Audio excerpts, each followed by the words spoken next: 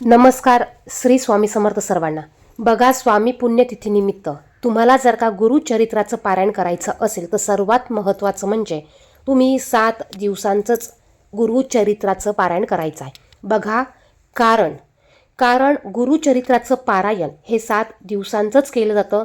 त्याची सांगता 8व्या दिवशी केली जाते आणि स्वामी पुण्यतिथीनिमित्त आपण जे पारायण करतो, 7 दिवसांचं पारायण जे करतो, याची सांगता 7व्या दिवशीच केली जाते. परंतु बघा, अशा आपल्या आयुष्यात अनेक अडचणी असतात. महिला म्हटलं तर मासिक धर्म असतो. मासिक धर्म असल्यामुळे 7 दिवसाचं पारायण करणं शक्य नसेल. कुणी जॉब करत असेल, घरातल्या काही अडचणी असतील, कोणाचं लग्न असेल किंवा सोयर सुतक असेल, मग ह्या कारणामुळे तुम्हाला 7 दिवसांचं पारायण करणं शक्य नसेल तर तुम्ही 3 दिवसांचं पारायण हे आवर्जून करू शकतात. तरीसुद्धा पहा, 3 दिवसाचं गुरुचरित्राचं पारायण हे घरी केलं जात नाही. परंतु ज्यांना पारायण वारंवार करण्याची सवय आहे किंवा पुरुष असेल, त्यांनी कामावर सुट्टी घेतलेली असेल, मग अशा वेळेस तुम्ही 3 दिवसाचं पारायण करू शकतात. खूप अडचणी असेल तरच 3 दिवसांचं पारायण करायचं आहे, अन्यथा 7 दिवसांचंच आपण पारायण करायचं आहे. त्याचप्रमाणे काही जण 1 दिवसाचं पारायण करतात. आता 1 दिवसाचं पारायण हे घरी केलं जात नाही, ते दत्तधाममध्येच केलं जातं. आता 3 दिवसाचं पारायण देखील बघा, केंद्रांमध्ये किंवा दत्तधाममध्ये पारायण केलं जातं.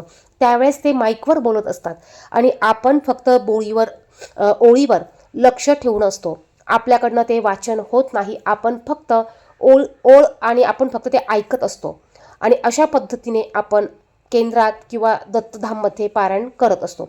परंतु घरी 3 दिवसाचं पारायण करायचं असेल तर आपल्याला सकाळी लवकर उठणं गरजेचं आहे. सकाळी 3 वाजता उठून तुम्ही पारायण करायला बसणं गरजेचं आहे. तेव्हा तुमचं ते पारायण 12च्या आतमध्ये पूर्ण होणार आहे.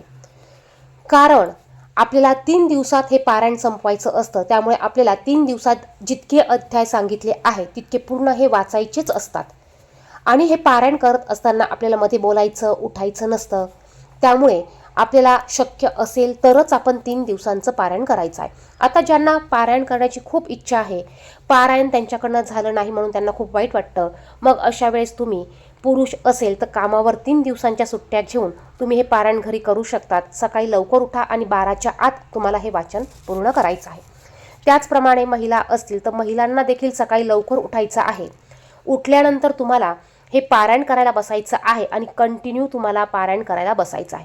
मधी जर का वॉशरूमला जायचं असेल तर तुम्ही उठू शकतात, कारण ही गोष्ट आपण दाबून ठेवू शकत नाही. त्यामुळे तुम्ही वॉशरूमला जाऊ शकतात. वॉशरूमला गेल्यानंतर पुन्हा तुम्हाला एकदा अंघोळ करायची आहे आणि अंघोळ करून तुम्हाला वाचन करायला बसायचं आहे. बघा, आता ज्यांना खरंच पारायण करायचं असेल त्यांनी 7 दिवसांचंच करायचं आहे. परंतु ज्यांना 7 दिवसाचं करणं शक्य नाही त्यांनी 3 दिवसाचं केलं तरी चालेल. तुम्ही 3 दिवसाचं पारायण जरी केलं तरी तुम्हाला पुण्य प्राप्त होणार आहेच आणि 7 दिवसाचं केलं तरी पुण्य प्राप्त होणार आहे. शेवटी श्रद्धा भाव महत्त्वाचा आहे. आपण किती श्रद्धेने करतो, जितक्या श्रद्धेने तुम्ही हे पारायण कराल, दत्तगुरू तुम्हाला सर्व काही द्यायलाच बसलेले आहे. फक्त करताना आपल्याला श्रद्धा आणि भाव महत्त्वाचा आहे. बघा, जर का तुमच्या मनात आलं गुरुचरित्र पारायण करायचं तर अवश्य तुम्ही घरी 3 दिवसाचं करू शकतात. कारण गुरुचरित्र पारायण करण्याला देखील आपल्याला भाग्य असावं लागतं, आपलं भाग्य तेवढं असावं लागतं. त्यामुळे तुम्ही 3 दिवसाचं पारायण करू शकतात. याला देखील काही नियम आहेत. हे नियम पाळून आपल्याला हे पारायण करायचं आहे. सर्वात प्रथम महिला पारायण करत असाल तर आपल्याला दिंडोरी प्रणीत जे 700 श्लोकी गुरुचरित्र ग्रंथ आहे, हा ग्रंथ आपल्याला आणायचा आहे. आणि जे पहिल्यांदा हे पारायण करत असाल त्यांनी शक्यतो पहिल्यांदा हे पारायण 3 दिवसाचं करू नका. तुम्ही 7 दिवसांचं हे पारायण करायचं आहे. त्याचप्रमाणे आपण जे बाकीच्या पारायण करताना नियम पाळतो, जसं की ब्रह्मचर्याचं पालन आपल्याला कडकडीत करायचं आहे. घरात मांसाहार करायचा नाही, स्वतः देखील करायचा नाही. त्याचप्रमाणे परान्न वर्ज्य करायचं आहे. गादीवर झोपायचं नाही. तुम्ही खाली चटई टाकून, सतरंजी टाकून झोपू शकतात. आता बरेच जण असे असतात की ते आजारी असतात, त्यांना बेडरेस्ट असतो किंवा त्यांना कमरेचा पायाचा त्रास असतो, मग त्यांना खाली बसता येत नाही, त्यामुळे झोपता येत नाही. मग अशाने बेडवरची गादी काढून घ्या, त्यावर सतरंजी किंवा चटई टाका आणि त्यावर तुम्हाला झोपायचं आहे. त्याचप्रमाणे जेवणाचे नियम आपण जे 7 दिवसाच्या पारायणासाठी वापरतो तेच नियम आपल्याला वापरायचा आहे. परान्न कडकडीत वर्ज्य करायचं. कांदा लसूण खायचा नाही. तिखट मसाल्याचे पदार्थ खायचे नाही, द्विदल धान्य खायचं नाही, भात खायचा नाही, शेपूची भाजी खायची नाही. बघा, वाचन करताना आपल्याला ढेकर यायला नको, परंतु बघा, जर का अचानक ढेकूर आली तर आपण तिला थांबवू शकत नाही. आणि ढेकूर येऊ नये म्हणून आपण शेपूची भाजी खायची नाही. मेथीच्या भाजीने ॲसिडिटी होते म्हणून आपण ती खात नाही. भात खाल्ल्याने आळस येतो, सुस्ती येते, झोप येते, त्यामुळे आपण भात हा खात नाही. त्याचप्रमाणे जेवणाचे नियम आणखीन काय आहे याविषयीचा सेपरेट व्हिडिओ आपल्या चॅनेलवर आहे, तो व्हिडिओ तुम्ही पाहू शकतात. आता 3 दिवसात आपल्याला हे पारायण पूर्ण करायचं असतं. त्याचप्रमाणे बघा, हे पारायण करताना आपल्याला आदल्या दिवशी 4 कुत्रे आणि 1 गाईला पोळी खाऊ घालायची आहे. नियमाप्रमाणे पूजा मांडणी अगदी साध्या पद्धतीने तुम्ही केली तरी चालणार आहे. त्याचप्रमाणे आता ज्यांना अडचणी असेल, बऱ्याच जणांच्या कमेंट्स होते की 3 दिवसाचं पारायण आम्ही कधी चालू करायचं. तुम्ही 9 एप्रिलपासून ते 15 एप्रिलपर्यंत तुम्हाला ज्या दिवशी शक्य असेल त्या दिवशी तुम्ही हे पारायण करू शकतात. अगदी महिलांना जर का 15 एप्रिलला मासिक धर्म असेल अलीकडे किंवा पलीकडे, तर तुम्ही तुमच्या हिशोबाने 3 दिवस हे पारायण केलं तरी चालेल. तुम्ही आज चालू केलं, उद्या चालू केलं तरी चालेल, तुम्ही परवा चालू केलं तरी चालणार आहे. 15 तारखेला जरी तुम्ही हे 3 दिवसाचं पारायण चालू केलं तरी चालणार आहे. तुम्ही तुमच्या सोयीनुसार, तुमच्या गोष्टींनुसार तुम्ही हे 3 दिवसाचं पारायण करू शकतात. आता ह्या 3 दिवसाच्या पारायणाची सांगता आपल्याला तिसऱ्या दिवशीच करायची आहे.